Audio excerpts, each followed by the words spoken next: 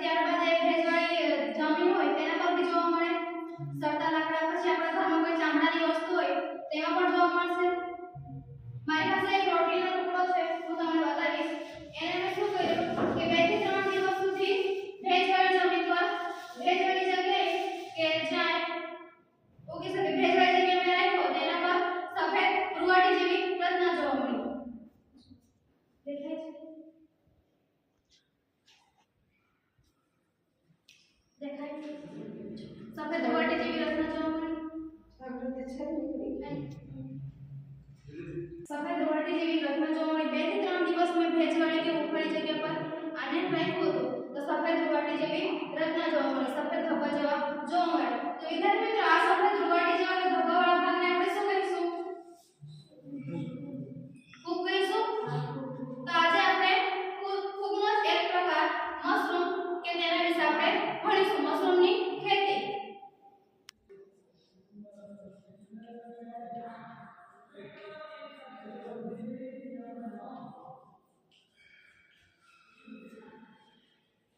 મશરૂમની ખેતી વિશે અભ્યાસ કરીશું.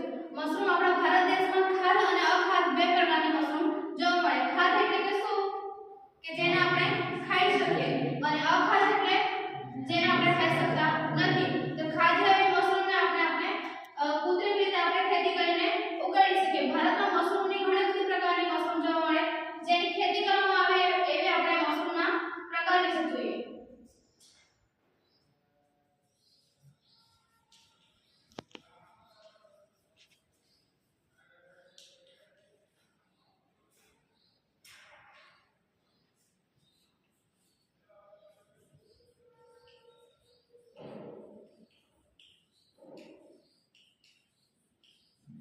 પહેલું છે એનોકી મશરૂમ.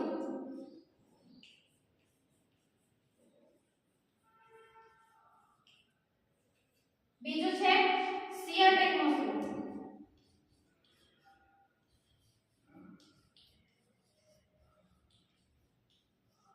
ત્રીજું છે ઓયસ્ટર મશરૂમ.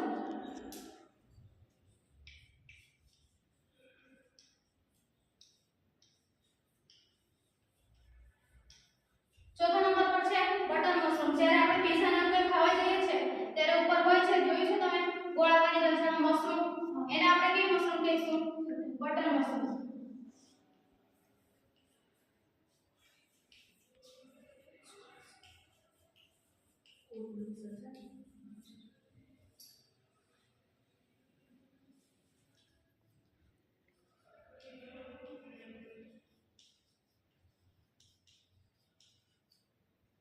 જોયા તમે કેટલા કુલ પ્રકાર છે? 6. પહેલું શું છે? એનોકી મશરૂમ. બીજું સિયાટેક. ત્રીજું ઓયસ્ટર મશરૂમ. ચોથા નંબર પર બટર મશરૂમ. પાંચમા નંબર પર રીસી મશરૂમ અને છઠ્ઠા નંબર પર મોરલ મશરૂમ. તો એવું જ આપણે આજે ઓયસ્ટર મશરૂમ કે જેને આપણે બીજા કયા નામથી ઓળખીએ છીએ? ઢીંગરી મશરૂમ. એના અભ્યાસ વિશે આપણે એની ખેતી કઈ રીતે કરાય એના વિશે ભણીશું. ઓયસ્ટર મશરૂમને બીજા કયા નામથી ઓળખીશું? ઢીંગરી મશરૂમ. એની ખેતી વિશે આપણે વધુ માહિતી મેળવીએ.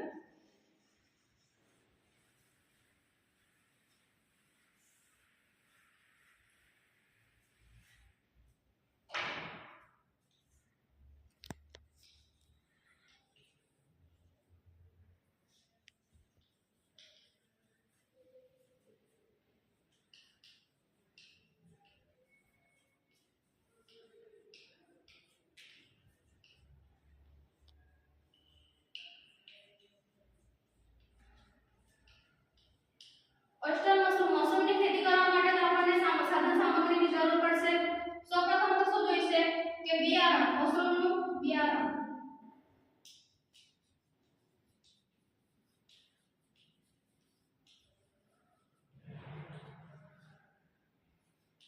બીજા નંબર પર આપણને જોઈશે ઘઉં અથવા ડાંગરનું પરાળ.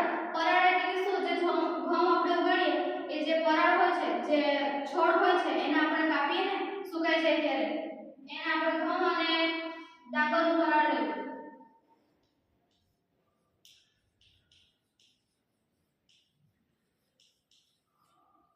ત્રીજા નંબર પર આવશે લોખંડ અથવા પ્લાસ્ટિકનો ડ્રમ. જે આપણે પરાળ લઈએ છીએ તો લોખંડ અથવા પ્લાસ્ટિકના ડ્રમમાં આપણને જે પરાળ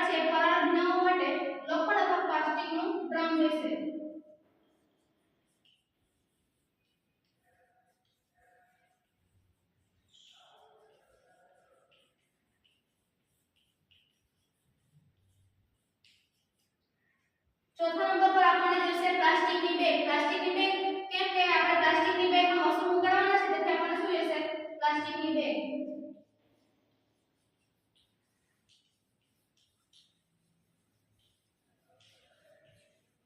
પાંચમા નંબર પર જોઈશે આ પ્લાસ્ટિકની બેગ જે આપણે એમાં મશરૂમ ઉગાડશું એને બાંધવા માટેનું દોરી.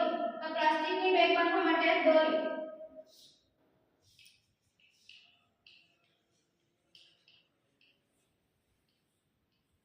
છઠ્ઠા નંબર પર આવશે ફોર્મેલિન.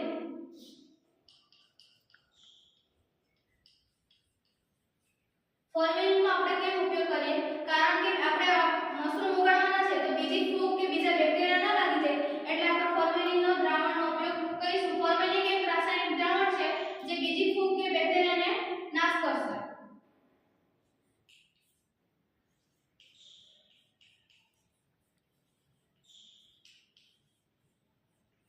ફૂગનાશક દવા પણ એટલા માટે ઉપયોગ થશે કે બીજી ફૂગ કે બેક્ટેરિયાને નાશ કરશે એટલે ફૂગનાશક દવાનો આપણે ઉપયોગ કરીએ.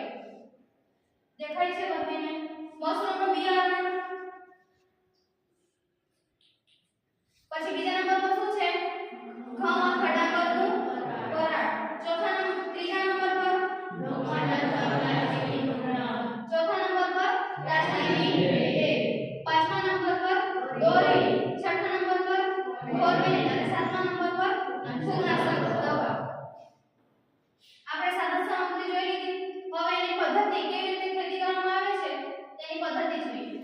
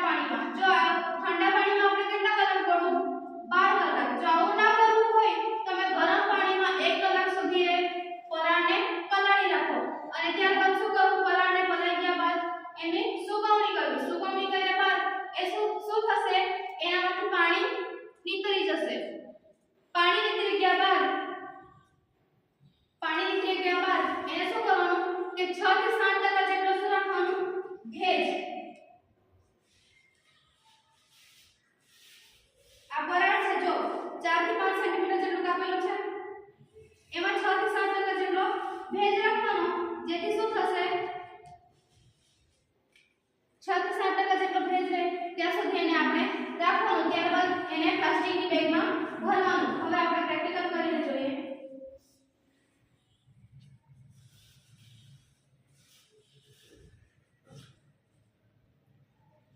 6 થી 7% જેટલું ભેજ હોય ત્યાં સુધી એને એમ જ રાખવાનું, પછી એને પ્લાસ્ટિકની બેગમાં રાખવાનું. આપણે ઠંડા પાણીમાં કેટલા કલાક સુધી કોળવું?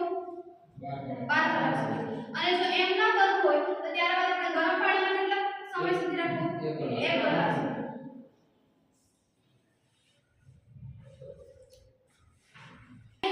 આ તો હજી મારા પાસે નાની છે, પણ આના કરતા 35 થી 40 સેન્ટીમીટર જેટલી મોટી પણ આવે છે. એમાં આપણે પ્રેક્ટિકલ કરીએ.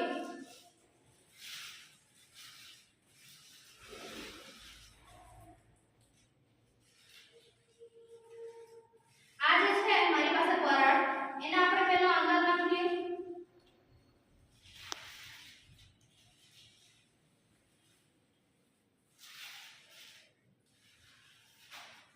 થેલીમાં અંદર પરાળ નાખ્યા બાદ એને આપણે હલકા હાથેથી દબાવવાનું છે.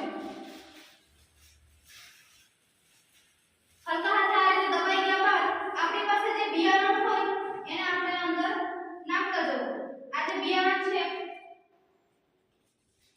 એને કિનારે કિનારે પાથરવું.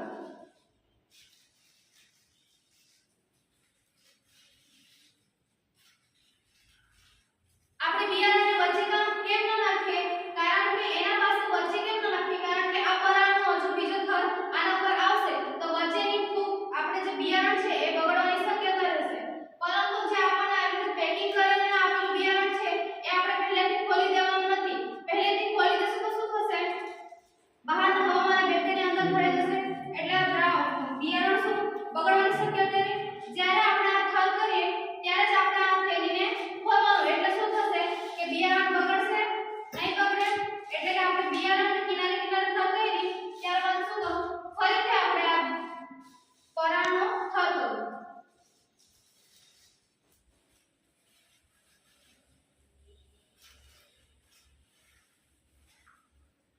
ફરીથી બીજા નંબરનો થર કરીએ એટલે આપણે શું હલકા હાથે શું કરવાનું? દબાણ આપવું. દબાણ આપ્યા બાદ હવે આ બિયારણ લઈ અને કિનારે કિનારે પાથરવું.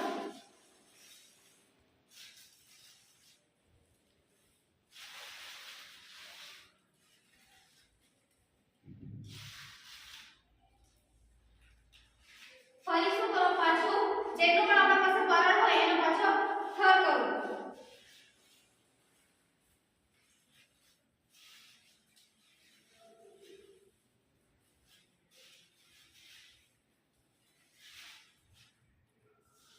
અને શું કરવું? પછી થર કર્યા પછી આપણે કઈ રીતે દબાણ આપવાનું છે?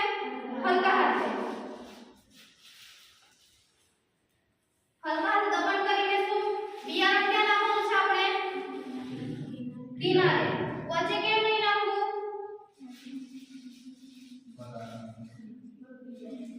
બિયારણ શું થશે? વચ્ચે નાખશું તો બગડી જશે. આ રીતે બિયારણ થઈ જાય પછી આપણે શું કરવું કે થેલીને આપણે પ્લાસ્ટિકની જે દોરી હતી સામગ્રીમાં એને શું કરવું? બાંધી દેવું. આ રીતે પ્લાસ્ટિકની દોરી હોય એનાથી આપણે શું કરવું કે બાંધી દેવું.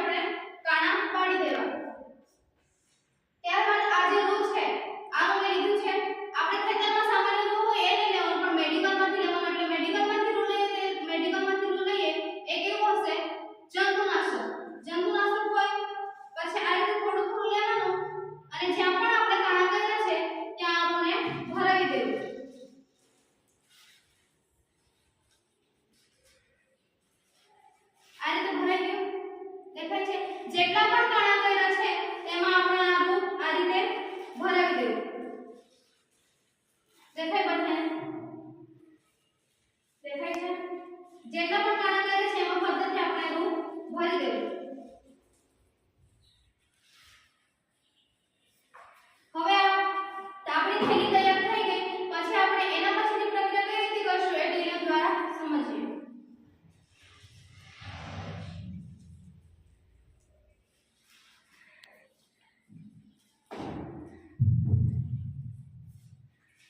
દેખાય છે ભાઈઓ?